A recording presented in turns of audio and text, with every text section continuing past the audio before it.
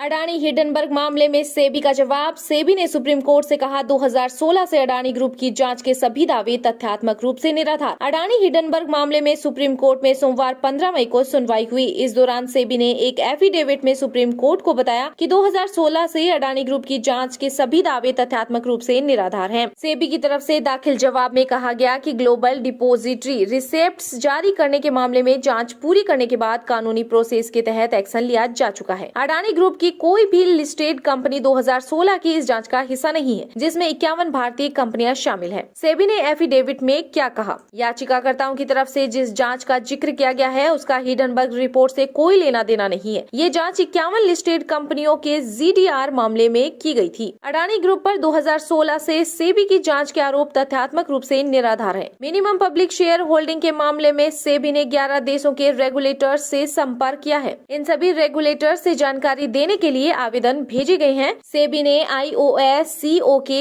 MMOU के तहत उठाए गए 4 मामलों में जानकारी जुटाने की मौजूदा स्थिति के बारे में एक्सपर्ट कमेटी को एक विस्तृत नोट दिया है। हिंडनबर्ग रिपोर्ट में लगाए गए 12 ट्रांजैक्शंस के आरोप पर मार्केट रेगुलेटर ने कहा कि जिन ट्रांजैक्शन की बात की गई है वो काफी जटिल है और उनके साथ कई सब ट्रांजैक्शंस जुड़े हुए हैं। अलग अलग सोर्स से जुटाई गई जानकारी का एनालिसिस किए बिना अंतिम निर्णय पर पहुंचना कानूनी रूप से सही नहीं होगा। इसके साथ ही सेबी ने ये भी साफ किया है कि मार्केट रेगुलेटर 2016 से अडानी ग्रुप की जांच नहीं कर रहा है। सेबी की तरफ से ये जवाब ऐसे वक्त में आया है जब आरोप लग रहे थे कि जीडीआर मामले में अडानी ग्रुप पर 2016 से जांच चल रही है। हालांकि अब सेबी ने अपने जवाब में इसे पूरी तरह से तथ्यहीन बताया है। सेबी ने कोर्ट से यह भी कहा है कि उसकी जांच का कोई भी गलत या समय पूर्वक निष्कर्ष न्याय हित में नहीं होगा और कानूनी रूप से अस्थिर होगा। रेगुलेटर ने बताया कि मिनिमम पब्लिक शेयर होल्डिंग के मामले में 11 विदेशी नियामकों से पहले ही संपर्क किया जा चुका है ताकि यह पता लगाया जा सके कि क्या अडानी ग्रुप ने अपने पब्लिकली अवेलेबल शेयरों के संबंध में किसी भी मानदंड का उल्लंघन किया है या नहीं। सेबी ने बताया कि इन सभी विदेशी रेगुलेटर से जानकारी देने के लिए कई आवेदन भेजे गए हैं और सबसे पहला आवेदन 6 अक्टूबर 2020 को भेजा गया था। इसके साथ ही अडानी हिंडनबर्ग मामले की जांच कर रही स्वतंत्र कमेटी को जांच की इस प्रोग्रेस के बारे में जानकारी दे दी गई है। हिंडनबर्ग रिपोर्ट में लगाए 12 ट्रांजैक्शन के आरोप पर मार्केट रेगुलेटर ने कहा कि जिन ट्रांजैक्शन की बात की गई है वो काफी जटिल हैं और उसके साथ साथ कई सब ट्रांजैक्शन जुड़े हुए हैं। इन ट्रांजैक्शन की जांच के लिए घरेलू और इंटरनेशनल बैंकों समेत अलग अलग सोर्सेज से जानकारी जमा करनी होगी। अलग अलग सोर्सेज से जुटाई गई जानकारी का एनालिसिस करने के बाद ही अंतिम निर्णय पर पहुंचा जा सकता है। मामले में अगली सुनवाई 16 मई को होगी। हिंडनबर्ग रिसर्च के आरोपों पर अडानी ग्रुप की कंपनियों की जांच के लिए समय बढ़ाने की सेबी की याचिका पर सुप्रीम कोर्ट में आज सुनवाई नहीं हुई। सीजीआई ने कहा कि बाकी मैटर कल और बाद में सुनेंगे। हिंडनबर्ग पर आज सीजीआई ने कुछ नहीं कहा है।